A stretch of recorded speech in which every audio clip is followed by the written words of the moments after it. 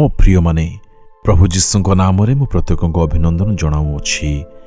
ଏହି ସ୍ଥାନକୁ ଆପଣ ଦେଖୁଛନ୍ତି ନା, ଇଂଲଣ୍ଡ ଦେଶରେ ଲଣ୍ଡନ ସହରରେ ଯେଉଁ ପାର୍ଲାମେଣ୍ଟ ରହିଅଛି ସେଠାରେ ଯାହାକୁ କ୍ଲକ୍ ଟାୱାର ବୋଲି କୁହାଯାଏ ଏବଂ ବିଗ୍ ବ୍ୟାଙ୍ଗ ମଧ୍ୟ କୁହାଯାଏ। ଏଠାରୁ ଅନେକ ଲୋକମାନେ ବିଶ୍ୱ ସ୍ତରରୁ ଦେଖିବା ପାଇଁ ଆସନ୍ତି, ଯାହାକି ଦେଖିବା ପାଇଁ ଅତି ମନୋରମ ଅଟେ, ଅତୀବ ସୁନ୍ଦର, ବହୁତ ଭଲ ଲାଗେ ଦେଖିବା ପାଇଁ।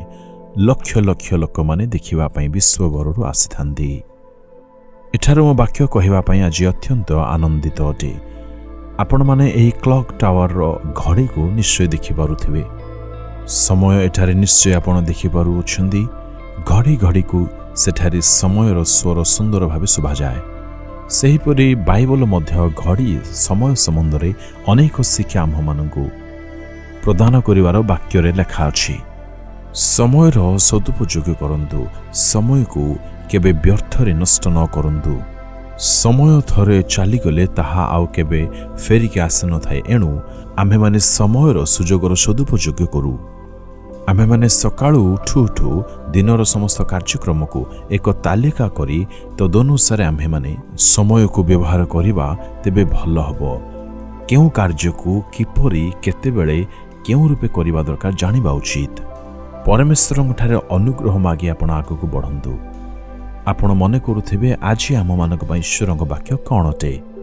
ଯୋହନ ରଚିତ ସୁସମାଚାର 14 ଅଧ୍ୟାୟରେ ଆମେମାନେ ପ୍ରଥମ ପଦ ପଢ଼ିବା। ତୁମ୍ଭମାନଙ୍କ ହୃଦୟ କେବେ ଉଦ୍ବିଗ୍ନ ନ ହେଉ, ତୁମ୍ଭେମାନେ ଈଶ୍ୱରଙ୍କ ଠାରେ ଏବଂ ମୋ ଠାରେ ସମ୍ପୂର୍ଣ୍ଣ ବିଶ୍ୱାସ କର। ଆଜି ଆପଣଙ୍କ ଜୀବନରେ ହୁଏତ ଅନେକ ବୋଝ ରହିଥିବ। ସକାଳୁ ଉଠୁ ଉଠୁ ଆପଣ ଅନେକ ବିଷୟରେ ଚିନ୍ତିତ ଥିବେ। ଅନେକ ଦୁଃଖ, କଠିନ ପରିସ୍ଥିତି ହୁଏତ ଆସୁଥିବ। ଏଣୁ ଆମ୍ଭେମାନେ ପ୍ରଭୁଙ୍କ ବାକ୍ୟକୁ ସାମ୍ନାରେ ରଖି ଯଦି ବଞ୍ଚିବା, କିଛି ହେବ ନାହିଁ। ହଁ ପ୍ରଭୁଙ୍କ ଲୋକମାନେ, ମୁଁ ଜାଣେ ଜୀବନରେ ଦୁଃଖ, କଷ୍ଟ, ସମସ୍ୟା ନିଶ୍ଚୟ ଆସିବ, କିନ୍ତୁ ଆମେମାନେ ଧୈର୍ଯ୍ୟ ନ ହରାଉ। କ'ଣ ଏହି ପ୍ରକାର କାର୍ଯ୍ୟରେ ମୋତେ ସଫଳତା ମିଳିବ ବା ମିଳିବ ନାହିଁ? ମୁଁ କ'ଣ ଜୀବନରେ ଆଗକୁ ବଢ଼ିବି ବା ବଢ଼ିପାରିବିନି? ଏହିପରି ଅନେକ ବିଷୟକୁ ନେଇ ଆପଣ ଚିନ୍ତା କରୁଥିବେ। ପରମେଶ୍ୱର ଜାଣିଥିବା ସକାଶୁ ସେ କହିଅଛନ୍ତି, ତୁମ୍ଭ ମନ ଉଦ୍ବିଗ୍ନ ନ ହେଉ। ଯେପରି ପାଣି ଶାନ୍ତ ହୋଇ ରହିଥାଏ, ଆମ୍ଭେମାନେ ମଧ୍ୟ ଶାନ୍ତ ହୋଇପାରିବା।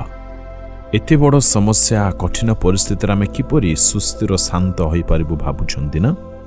ଆକାଶ ପୃଥିବୀର ସୃଷ୍ଟିକର୍ତ୍ତା ମହାନ ସର୍ବଶକ୍ତିମାନ ଈଶ୍ୱର ଆପଣଙ୍କ ସଙ୍ଗରେ ଅଛନ୍ତି। ତାହାଙ୍କଠାରେ ଯଦି ବିଶ୍ୱାସ କରିବେ, ଆପଣ ଶାନ୍ତିରେ ରହିପାରିବେ। ବିଶ୍ୱାସର ଅଭାବ ହିଁ ଅଧୈର୍ଯ୍ୟ ଓ ଅଶାନ୍ତି ଆଣିଥାଏ। ଆପଣ ନିଜର ବଳଠାରେ ନିର୍ଭର କରୁଥିବାରୁ ଏପରି ମନେ କରୁଛନ୍ତି, କ'ଣ ହୋଇପାରିବ, କରିପାରିବି। କିନ୍ତୁ ପ୍ରଭୁଙ୍କଠାରେ ଭରସା ରଖି ଦେଖନ୍ତୁ।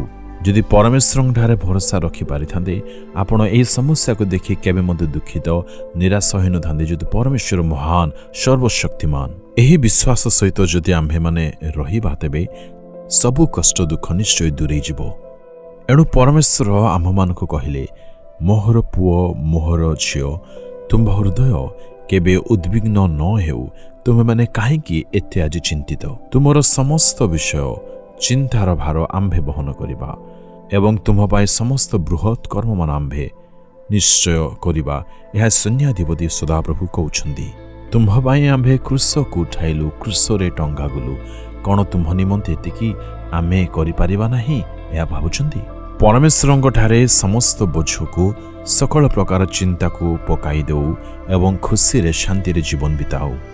ଶେଷରେ ଦେଖନ୍ତୁ, ସମସ୍ତ ବିଷୟ କେବଳ ମଙ୍ଗଳ ହିଁ ଉତ୍ପନ୍ନ କରିବ। କ'ଣ ଆପଣ ଏହାକୁ ବିଶ୍ୱାସ କରୁଅଛନ୍ତି? ଆସନ୍ତୁ ପ୍ରାର୍ଥନା କରିବା।